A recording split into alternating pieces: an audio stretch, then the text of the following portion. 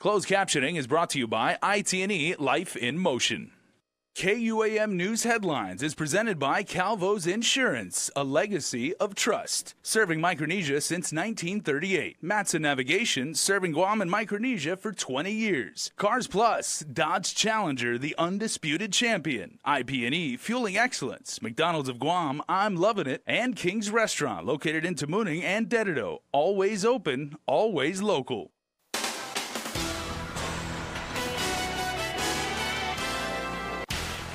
Ahead on primetime, 2 people under arrest after leading police on a short chase down south after allegedly robbing a store in Agate at gunpoint.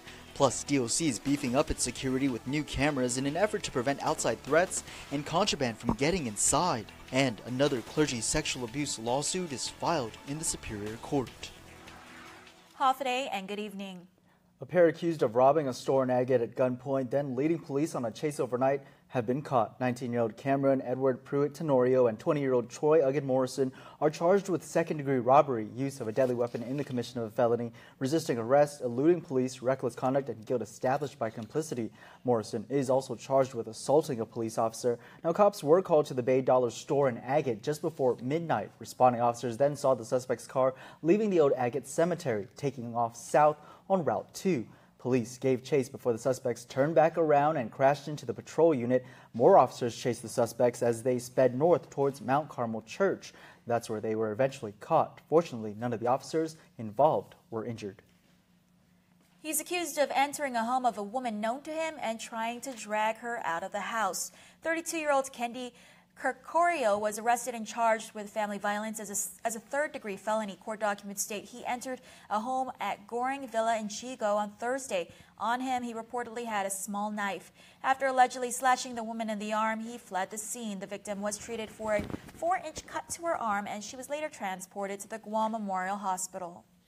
It was a drive-by purse snatching. Last week, a Japanese tourist reported she was taking pictures in Tumon when a car pulled up next to her and a man grabbed her purse. The purse and its contents reportedly valued at $1,500. According to court documents, the suspect's car and the license plate were caught on surveillance footage, leading to the arrest of 39-year-old Victor John Aldon de Leon Guerrero on charges of theft of property and criminal facilitation. Caught on camera, 21-year-old Kiyomi Kirigwa was arrested and charged with retail theft after Kmart surveillance footage showed him putting an iPhone 8 into a store bag without paying for it. Court documents show Kirigwa is a Kmart employee. The phone is priced at close to $1,200. He allegedly signed off on checks that weren't his. 38-year-old Junior John Sablon Cruz was arrested on forgery and theft of property held in trust charges. Court documents state the victim was informed by his bank to close his business checking account. The victim telling police he doesn't know Cruz or how the defendant got a hold of his temporary checks. The 2 checks totaled over $1,100. Day 2 in the vehicular homicide trial against Max Manabat continued in the Superior Court of Guam today. The prosecution resting its case after calling up its witnesses, including Chief Medical Examiner Dr. Aurelio Espinola. Espinola ruled the victim, James Aguero, died as a result of injuries he sustained in the crash. There was a laceration above the left side of the forehead, and those are and these are also laceration and abrasion of the bridge of the nose and laceration of the upper lips. There was also abrasion of the chest, and the right hand shows a 2 inches laceration.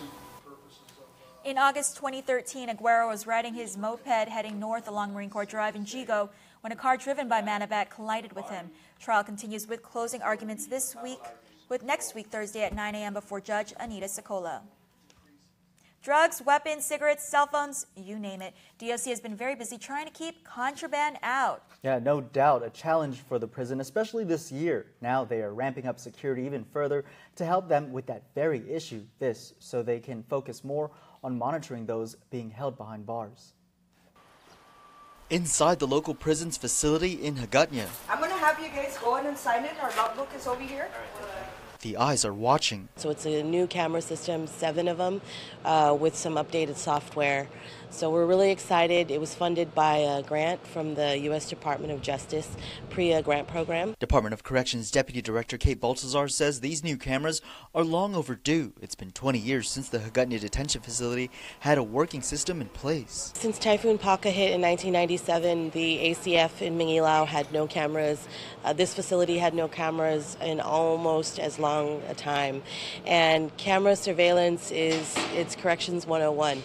It's how we monitor activities, we monitor inmate movement, visitors, anybody coming into the facility. Monitoring is important at any prison. On top of manpower woes, DepCor has been battling issues of contraband being smuggled in all year. The hope is that they will be able to catch whoever is trying to break the law from the outside around the prison facilities. It's in our capital city. It's dark at night, and most of the surrounding areas are vacated, after 5 o'clock. So it's ripe for that kind of activity. It was really important for us to have a way to monitor the perimeter, as well as the areas where the inmates congregate. And DOC leadership say this is just the beginning. More of these cameras will be installed to address any potential blind spots. This is phase 1. After phase 2, we're going to reassess. After the locking mechanism and cameras are put in, we're going to reassess the areas that still need cameras as well. The Hagåtña facility houses about 150 federal and local detainees on any given day, so to allow the corrections officers the flexibility to focus on the population, Baltazar says the new system contributes to their strategy in detecting any threats and deterrence of undesirable activity. From adults to adolescents, the Department of Youth Affairs gives us a look inside one of its newest facilities. KUAM's Keani Mendiola reports. With the new year also comes new improvements down at the Department of Youth Affairs. On Friday, the agency opened its new cottage home just next door to their main facility in Mangilao. This location is perfect. They're going to be able to just get the services that are offered right next door. Rebecca Respicio is a Program Coordinator 3 at the Department of Youth Affairs. The department currently has cottage home facilities in Talafofo, but are in need of major repairs and renovations. However, the 3-bedroom, 2-bathroom home is only being retained on a rental agreement for $2,450 a month for a 10-month period by DYA's federal grantors. Although the new cottage home is currently on rental agreement, the Department of Youth Affairs hopes to secure funding to purchase the home permanently. We're looking for funding and working with other stakeholders and the administration in hopes to make this permanent.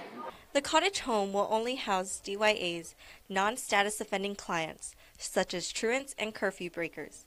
Cooking and educational classes will also be provided. The functions of our cottage homes facility is to rehabilitate and to just mold and guide and offer that help, I guess, and guidance for the kids.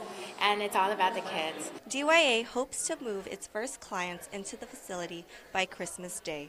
Reporting for Guam's News Network, I'm Keani Mendiola. We made it to the end of the week. Christmas now just a couple of days away, and that means school is officially out for the holidays. As kids are out to celebrate for the next couple of weeks, Department of Education Superintendent John Fernandez is urging everyone to look out for the schools. Just this past week, we reported about a couple of break-ins and thefts happening at FBLG Middle School in Jigo. Police still looking for those responsible. Now, Fernandez reminds his staff, parents, and students to have a safe holiday break. Classes for students at all public schools will be out through January 5th. Stick around for more news here on Primetime. You're watching KUAM. There are more ways to experience KUAM News than any other source on Guam. Download the KUAM News app for your Apple or Android device for 24/7 news, sports, videos, weather, streaming of KUAM radio, and important news alerts. And stay connected at home with Guam's first app for Apple TV. All available now from the App Store.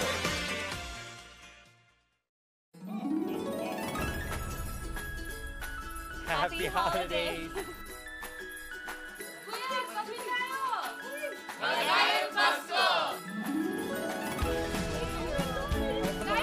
Guys! Greetings from Saipan! Hey, everyone, here! Merry Christmas and Happy Happy holidays. Warm wishes from Guam. Ho, ho, ho. Merry Christmas.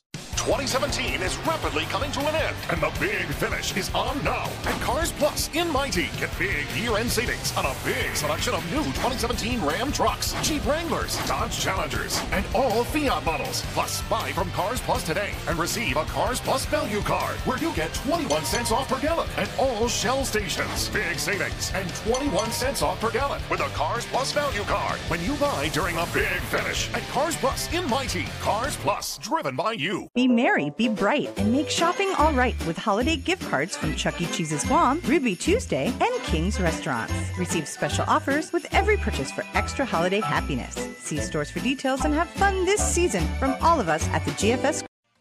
Connect with KUAM News. Find us on your favorite social media platform. Follow us and stay in the know with Guam's news leader.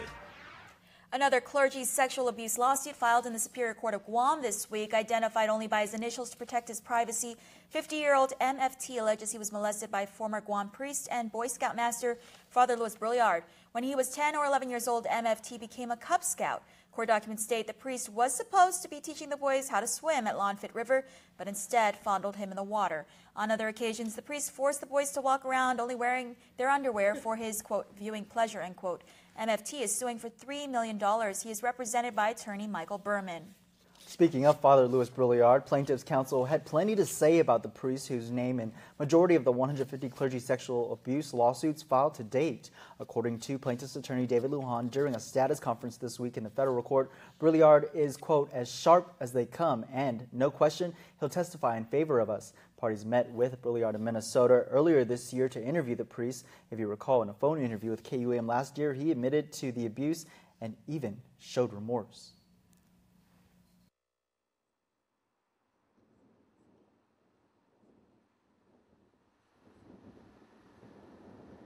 Did you molest some boys? Yeah. You did? Do you know how many? No. Did you molest some boys while being a priest on Guam? Yeah.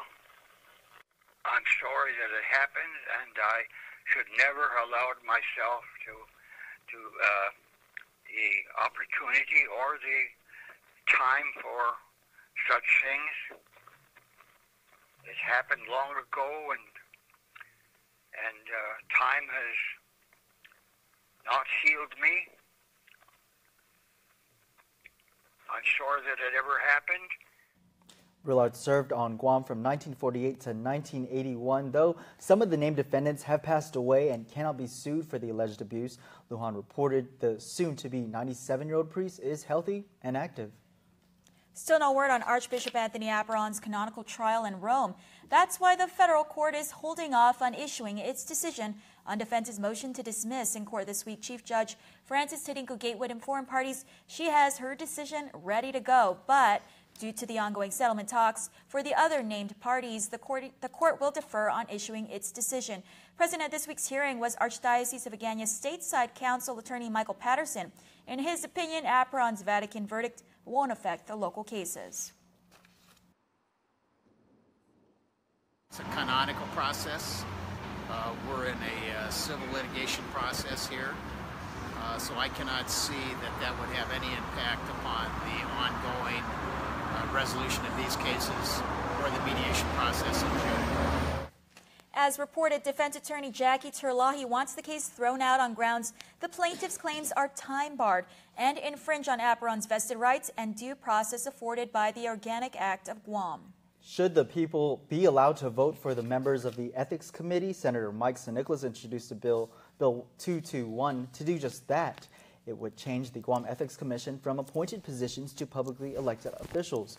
Senator Nicholas saying, quote, this would finally empower everyday citizens and hold public officials responsible for violations of ethics standards. Following a series of roundtable discussions, it looks like the rules for medicinal marijuana will not be finalized until next year. But Andrea Pelicani, she's a member of Grassroots Guam, says she has confidence in Senator Dennis Rodriguez.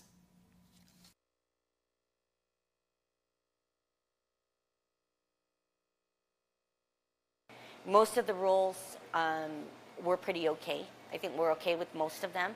I think keeping a well-regulated industry is important. Some of the questionable rules, and I know one of the points that Senator Rodriguez wanted to make was every rule needs to make sense. And so some of the questionable rules that maybe didn't make sense to us, we were able to address. Senators and stakeholders are hoping that next year patients will finally have access to medicinal cannabis.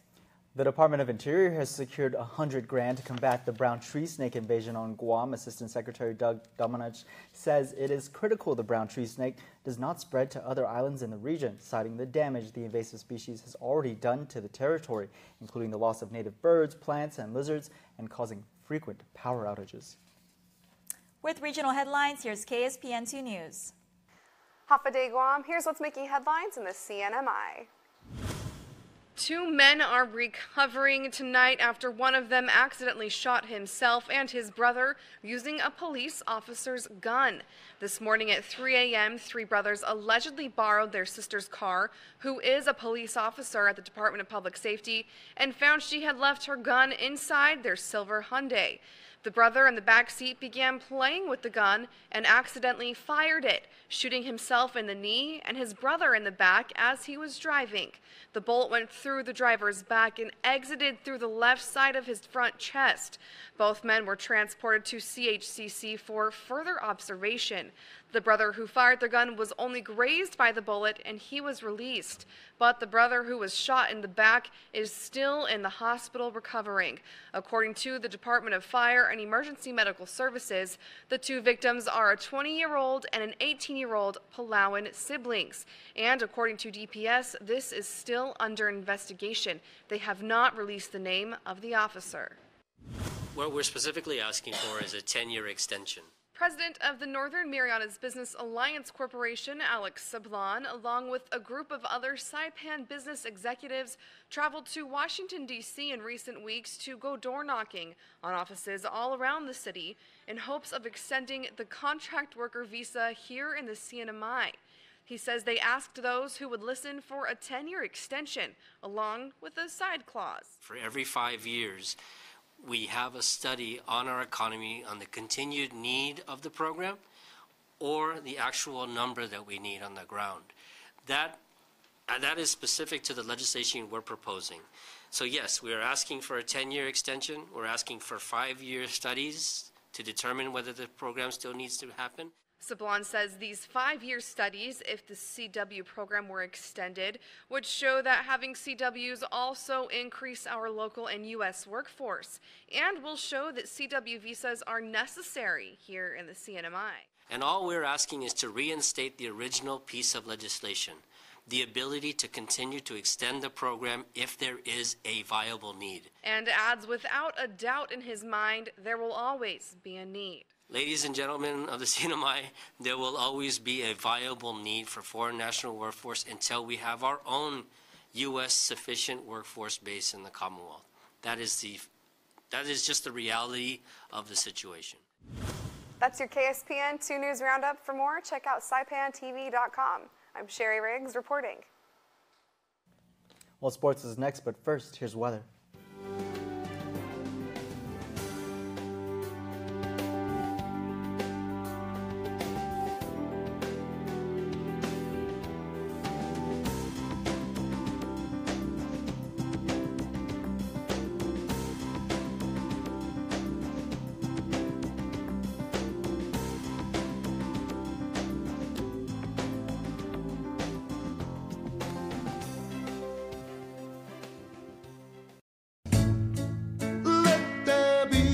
Christmas, let there be joy, and let the light shine on the ones who need it most. Let there be Christmas, so merry and bright. Let all the children be in safe hands tonight. Mr. Santa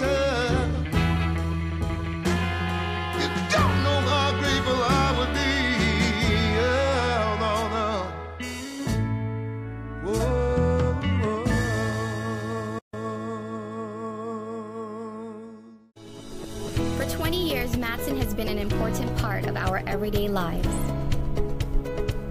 Bringing in the cars we drive, the food we eat, and the materials that helped build our homes. From caring for our land through the Adahi Itano program to generously supporting our local charities, Matson has contributed to the preservation and growth of our island. On behalf of those you've served throughout your 20 years on Guam, Sida Smaasi Matson.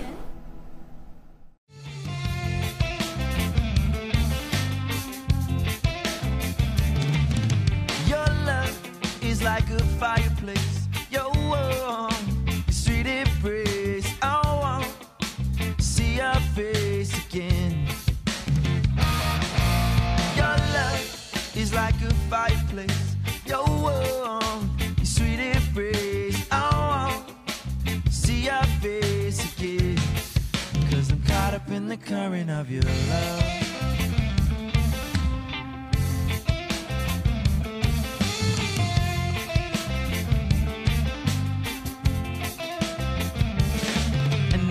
Walking, the ice around my heart begins to melt in. The floodgates start to open as you rush in. I'm caught up in the current of your love. All right, speeding, I can feel your energy, it's peaking. For a great way to celebrate the season, bring your family to Micronesia Mall's Holiday Lights and Snow Shows. Share the excitement of a magical musical Christmas experience featuring thousands of programmed lights and special effects. Santa will be there, and he promised to make it snow during every show. Catch a ride on the Super Train for just $1 and have your children's photo taken with Santa as specially priced packages. The Holiday Lights and Snow Shows are only during Christmas and only in Micronesia Mall. KUAM Sports is presented by Triple J.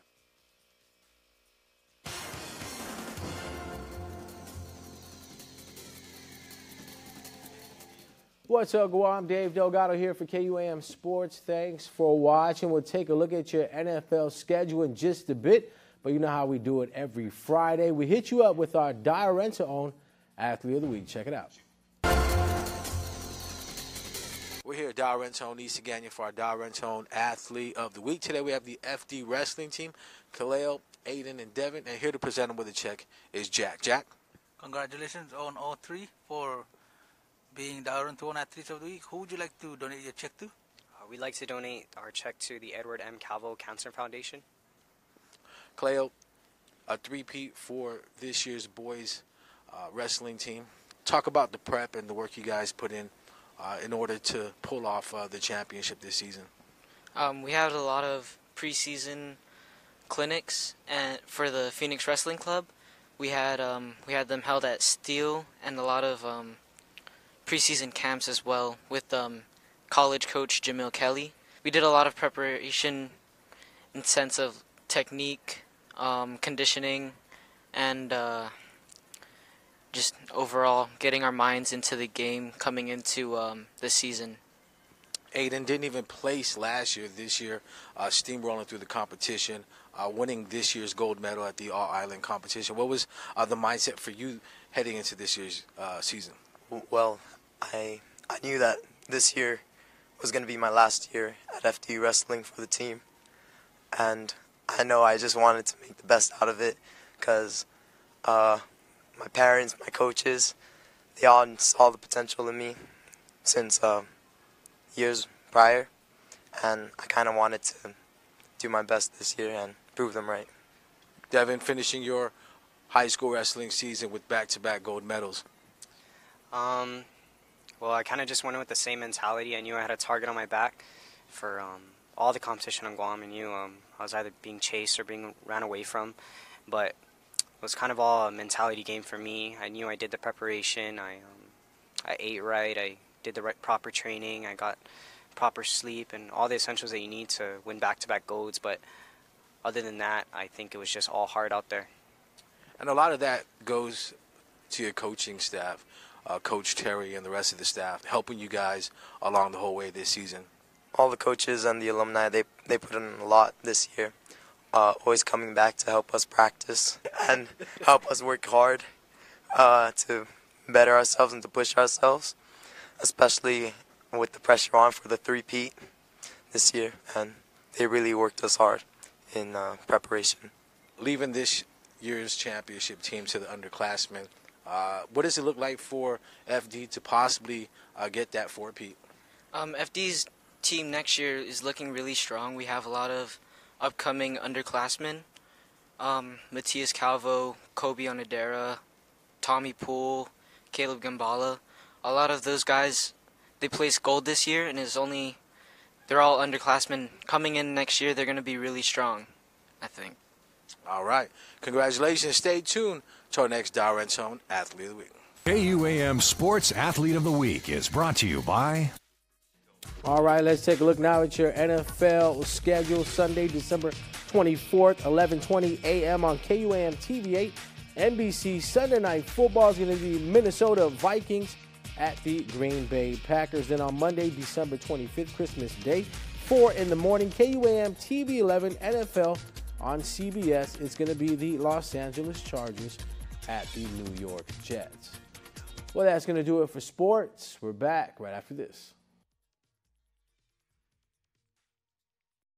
I had a dream. I walked into a dealership, picked out a new car, gave them no money, and they're letting me drive it for free the next 3 months. At Nissan Guam, your dream has become a reality during the premier year-end event. For the holidays, you can drive away a new Nissan with no money down and not make a payment for the next 3 months. It's on the house. No money down. We make your first 3 payments. Just sign and drive away. For details, stop by Nissan Upper Tumon or log on NissanGuam.com.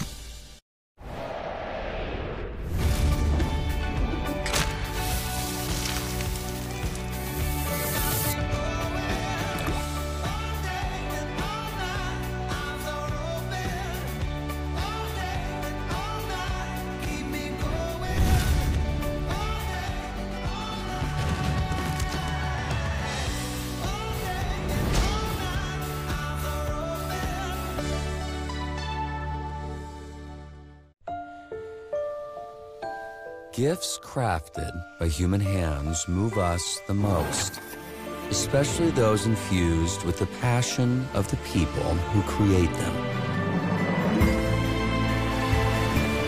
This holiday, treat yourself to a Mazda, crafted just for you. Celebrate the season with a test drive today. Mazda. Driving matters. And before we close out the news tonight, our latest round of birthday shoutouts from the Cold Stone Creamery Birthday Club. Happy birthday, Leroy Cruz. Also to Susan Carrick. And happy belated birthday to Mariana Nicole Seguenza. Remember, you can be part of the Cold Stone Creamery Birthday Club by registering online on KUAM.com. Please make sure to include with your photo your name and birthday so we can celebrate you. And our favorite time of the week. My drum roll for the winner of this week's Creamery ice cream cake is Zakai Shane Tidegree. Sorry, the prompter went a little too fast for us there, but we know what we're talking about. Congratulations, a rep will be contacting you on how you can redeem your yummy Cold Stone Creamery birthday cake. And that's going to do it for us here in the news desk. Stay tuned. Extras next, and Merry Christmas. Merry Christmas. Closed captioning is brought to you by IT&E Life in Motion.